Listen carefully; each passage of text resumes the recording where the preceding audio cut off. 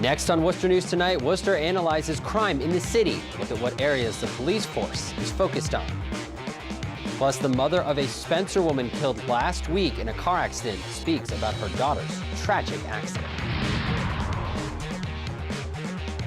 Good evening. Thanks for joining us. I'm Andy Mattison. We begin tonight in Worcester, where the city's police department looked at the most recent crime data for Worcester in an effort to make the city safer for its residents. Our Cam Jandrow reports.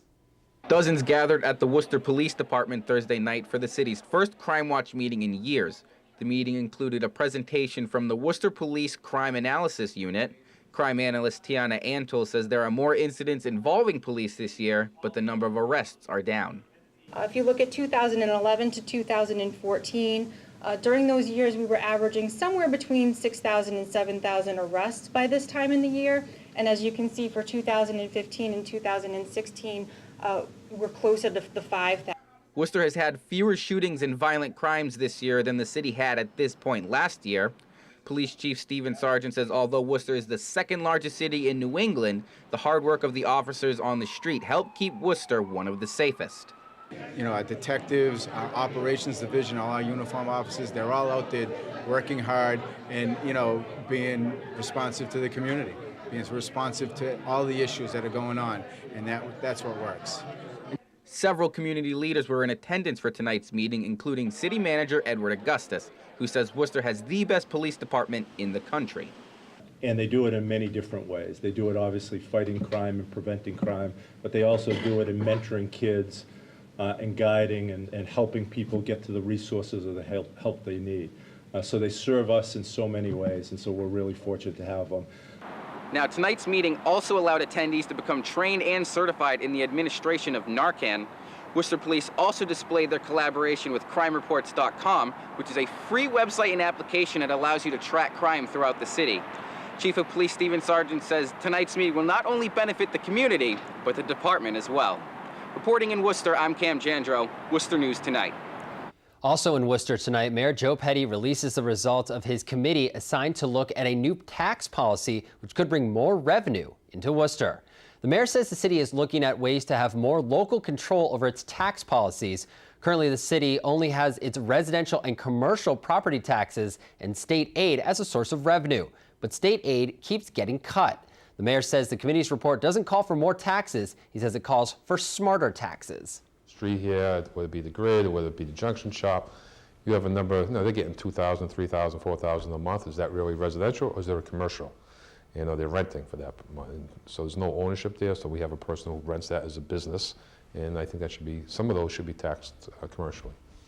The mayor issued a tax policy report this week. He expects to discuss it with City Council at his next meeting. He says no policies can be implemented without state approval. A Spencer woman killed last week in a car accident on the Massachusetts Turnpike is being remembered as a kind and loving mother. 26-year-old Ashley Sheehan was in a car police say veered off the highway early Saturday morning when the driver lost control. The crash also sent 5 other people to the hospital. Our Brittany Schaefer spoke with Ashley's family. My first words sitting up in bed knowing that the police were at the door was, "Is Ashley okay?" It was Robin CASTLE-SNIDER's worst nightmare, learning her 26-year-old daughter had died in a horrific car accident. She was beautiful. She had a beautiful smile, very friendly, very honest. You only had to meet her once, and you'd remember her. Very, very smart. By the age of 4, she could recite everybody she knew, their phone number and their addresses in the towns and states they lived in. Ashley Sheehan was killed in a single vehicle crash on the Mass Turnpike in Westboro Saturday. 5 others in the vehicle were hospitalized with serious injuries, including her fiancé, Jason Moodley. I'm glad those parents don't have to feel what we're feeling. Moodley shattered his pelvis, broke a leg, both arms and shoulder, and is expected to be in the hospital for weeks. Obviously very emotional. I mean, his grief comes in waves, so he'll be okay one minute and then, you know, it will just hit him again and he'll, you know, tear up. Physically, he's going to heal. It's going to take time, but right now he's a man with a hole in his soul.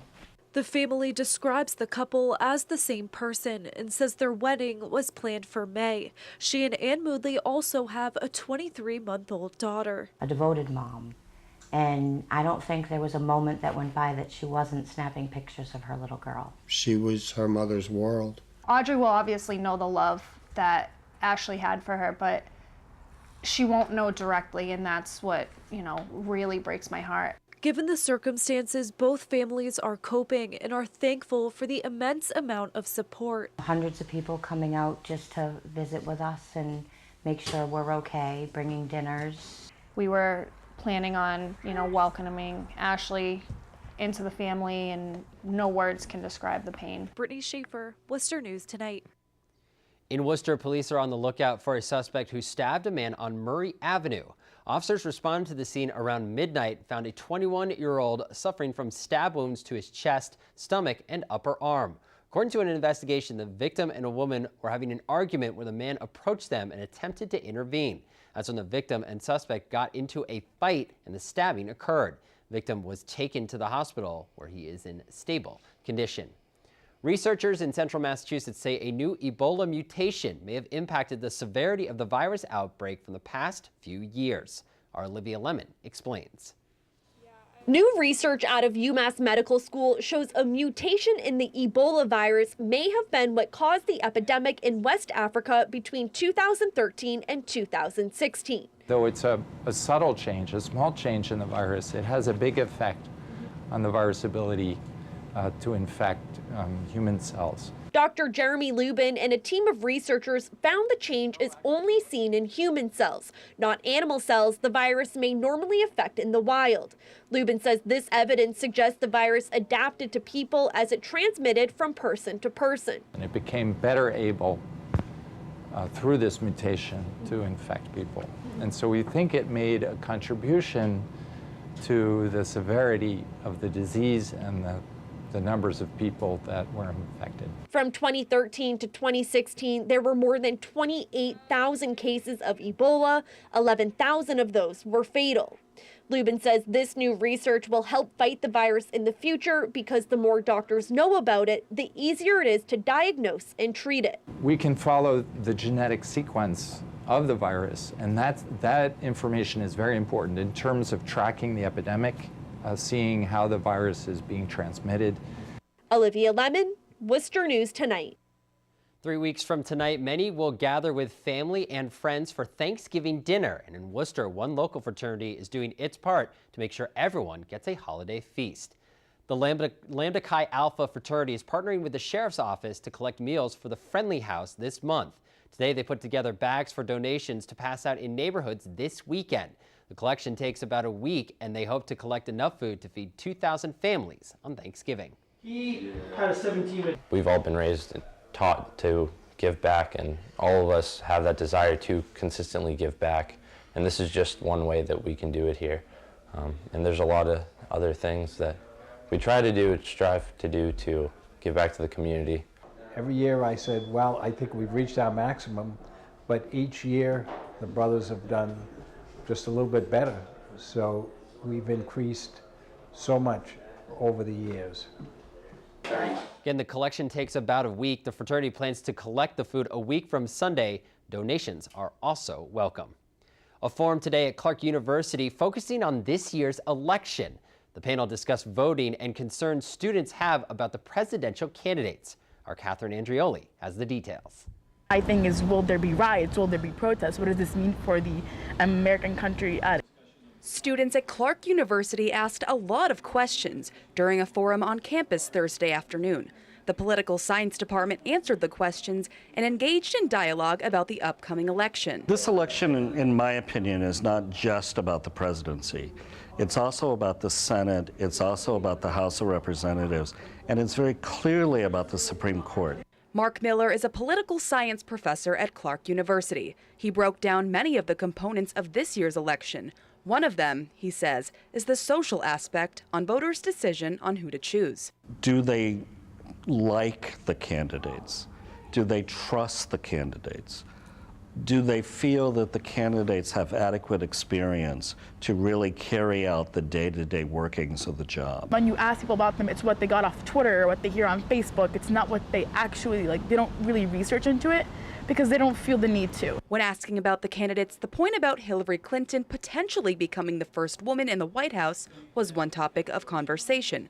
Miller says women may not necessarily support Clinton. Hillary has not connected as well with the millennial generation, and Hillary has not been able to make the case to younger women.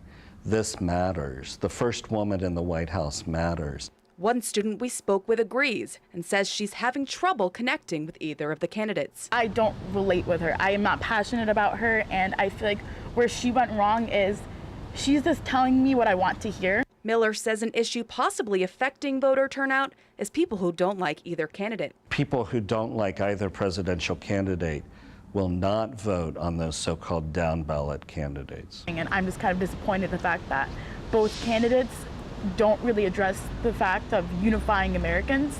It's more dividing them. In Worcester, Catherine Andrioli, Worcester News.